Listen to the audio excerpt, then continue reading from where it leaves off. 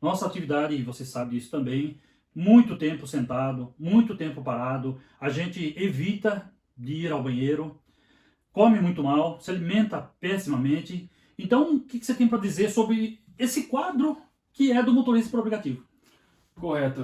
O que acontece? A atividade desenvolvida pelo motorista de aplicativo, ela é uma atividade ocupacional como todas as outras. Então, nós temos ali, a gente enfrenta determinados riscos ergonômicos, determinados riscos físicos. Então, é interessante que a gente tenha esse olhar geral da atividade que o motorista, que o indivíduo desempenha. Nós temos vários tipos de acometimentos, vários tipos de doenças que acontecem em face da atividade que se desempenha, como qualquer outra área de medicina de trabalho, enfim, qualquer outra área que o indivíduo esteja sempre exposto àquele mesmo padrão de riscos. Então, conforme você achar mais adequado, a gente vai pontuando cada um desses principais riscos que o Eu gostaria motorista pode. que eu gostaria que você falasse, né, a curto e a longo prazo, o que pode acontecer. Por exemplo, vamos começar aqui com um ponto bem específico. A gente não vai ao banheiro. Fazer xixi só em extremo caso. Olha só o que acontece no nosso organismo, palavra de um especialista aqui. No caso de fazer xixi, o que, que acontece se a gente ficar segurando ali? Então vamos lá. O que acontece? Num primeiro momento, nós vamos estabelecer aqui uma linha de tempo, então, de curto, de médio, de longo prazo, de quais são os acometimentos do corpo desse indivíduo quando ele faz essa retenção intencional de urina. Então, quando a gente fala de um primeiro momento, um curto prazo, no que tange algumas horas, o corpo consegue controlar bem esse acúmulo de urina. A bexiga ela consegue acumular uma capacidade em torno de 700 ml de urina, 800 ml de urina. E isso favorece, claro, com que a gente não precise ir ao banheiro a todo momento. Em curto prazo, em torno de horas, claro, sente-se aquele desconforto, sente-se aquela necessidade, aquela urgência miccional, muitas das vezes, que, obviamente, indo até o banheiro, até o sanitário, a gente sana essa pane, a gente sana essa necessidade. Agora, o indivíduo que se expõe diariamente a essa retenção intencional de urina começa a apresentar alguns sinais e sintomas, claro, dessa atitude que ele apresenta. Qual seria uma delas então?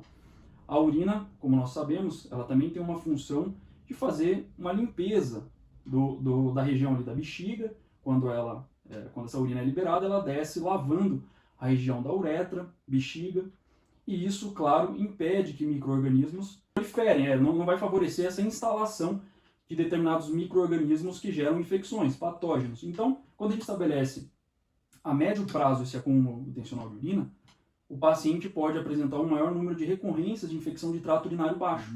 Então, muitas das vezes, é uma infecção ali na região da uretra, uma infecção na região da bexiga, que nós chamamos de cistite. Como nós sabemos também, a uretra do homem ela é maior do que a uretra da mulher. Se a gente fala de uma população que já é anatomicamente mais predisposta a ter infecções de urina, como é o caso das mulheres, então as mulheres que realizam ali atividade de motorista de aplicativo, elas têm uma chance muito mais aumentada ainda Isso eu não do que sabia. os homens, porque naturalmente, pela conformação anatômica da uretra da mulher, é muito menor. Então isso favorece o contato com o meio externo e a bexiga, favorecendo então, né, a proliferação de bactérias. Então, quando a gente fala de médio prazo, em torno de dias a semanas, esse hábito pode gerar infecções de trato urinário de recorrência, o que não é legal. Por quê? Porque num determinado momento essa infecção pode ascender, o que é isso? Subir pelo trato urinário e acabar acometendo o rim. Então aí a gente começa a entrar numa outra seara de uma infecção de trato urinário alto, que gera maiores repercussões clínicas, um maior quadro de gravidade para o paciente, seja homem, seja mulher, que nós chamamos de pielonefrite. E a pielonefrite, inclusive, pode ser um foco infeccioso, muitas das vezes num caso não tratado. Isso já é a médio prazo. Isso já é a médio prazo, positivo. Então isso pode ter consequências desastrosas para alguns pacientes. Uma pielonefrite não tratada, inclusive, pode levar à morte por foco séptico, por foco de infecção. Então é muito sério, a gente tem que tomar muita atenção. E o sintoma dele seria o quê? Começa a dar febre, tipo. A infecção de trato urinário baixo, a cistite, ela começa muitas das vezes com uma sintomatologia clássica que envolve o prurido, né? Na hora que você vai urinar, o paciente sente uma ardência miccional na uretra, como se queimasse. Como se estivesse urinando ali, alguns pacientes falam como se estivesse fazendo xixi com pimenta. Então ele sente essa ardência miccional, que nada mais é do que o epitélio da uretra inflamado. Então isso gera uma sensibilidade maior à passagem da urina. Outros sintomas que acometem bastante é o que nós chamamos de estrangúria. O que é uma estrangúria? Muitas vezes na mulher isso acontece bastante. A paciente vai até o banheiro, ela tem uma necessidade, uma urgência de ir até o banheiro. Na hora que ela chega lá, ela urina 1, 2, 3 gotas, não urina mais nada e sente como se ainda a bexiga estivesse cheia. Aí nós damos o nome de estrangúria. Existe também a polaciúria. O que é isso? A paciente sente necessidade, ou o paciente sente necessidade de ir ao banheiro várias vezes ao dia. Então vai 5, 7, 8 vezes. Também é um sinal, /sintoma, que faz a gente entender, pensar, aventar a hipótese diagnóstica de infecção de trato urinário. Quando a gente fala na infecção de trato urinário alto, que seria a região de pielonefrite, o paciente começa a apresentar sintomas mais constitucionais. O que seria isso? Febre, começa a apresentar náusea, começa a apresentar inapetência, ou seja, o paciente não quer comer. Então tudo isso, junto com os sintomas de infecção de trato urinário baixo, então a paciente tem, como a gente comentou aí, polaciúria, tem a ardência miccional, que a gente chama de disúria, associado a um quadro de febre alta, de inapetência, de vômito, faz a gente pensar já que essa infecção não está mais restrita somente à parte baixa, já subiu para o rim. Então é importante a gente fazer uma investigação com exames complementares para ver a dimensão dessa infecção.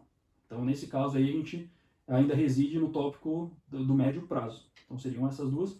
Bom, então basicamente jamais segurar, jamais retardar a ida ao banheiro. O importante assim, quando tem uma situação extremamente necessária, dentro de poucas horas, não vai ter nenhum desfecho negativo, mas assim, a gente tem que entender que é uma atitude de exceção. Não se deve segurar a urina, não. Preciso segurar um pouquinho ali, coisa de alguns minutos, sem problema, não vai gerar nenhuma... É que, eu não sei se o doutor sabe, mas é que às vezes a gente já está com vontade do banheiro, e aí você está indo até, às vezes, num posto de gasolina e tal, e aí toca uma boa, né? É difícil, mas nessas horas toca uma viagem boa. Aí o que a gente faz? Olha, não acontece com você também isso aí, ó. Fala para nós. O que acontece? Você está indo no banheiro, você já está com vontade, certo? Só que toca uma viagem ali razoável. O que a gente faz? A gente retarda, a gente fala, não, dá tempo, eu aguento. E eu acho que esse é o problema, né? Inclusive, o doutor pode explicar melhor, acontece o quê? O cérebro da gente parece que bloqueia aquela vontade. Isso é normal, né? E muitas das vezes, como eu falei, como a gente tinha comentado, você fazer isso uma vez, realmente, você imputa ao seu cérebro de que aquele momento não será utilizado para você urinar. Imputa isso. Agora, e claro, como a gente comentou também, não vai ter nenhuma repercussão clínica, nada, se isso for feito uma vez, 2 vezes. O que não pode é isso de você segurar, não pode se tornar um hábito. Porque às vezes, né, eu não entendo dessa seara, né, isso aí, o especialista, né, você é o especialista, mas eu acho que muitas das vezes vai acabar não compensando isso tornar um hábito em relação à degradação de saúde que você vai ter. Às vezes os ganhos ali, né, se você botar na balança, às vezes você vai ter uma repercussão lá na frente, mais vai pagar mais caro do que... Exatamente.